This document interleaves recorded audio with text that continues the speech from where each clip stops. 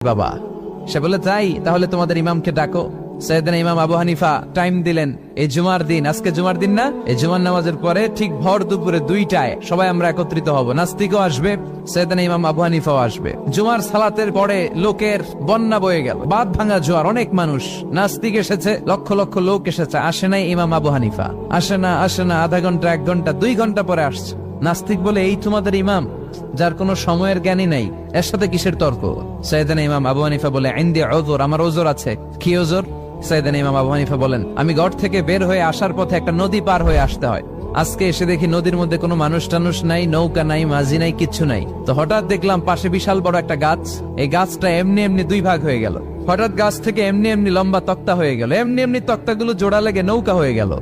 আর নৌকা আমার সামনে আসলো, মাঝি ছাড়া, লগি বৈঠা ছাড়া। আমি নৌকায় যেয়ে বসলাম, নৌকাটা আমার নিয়ে টান দিয়ে সাঁ করে ওপারে নিয়ে গেল। তো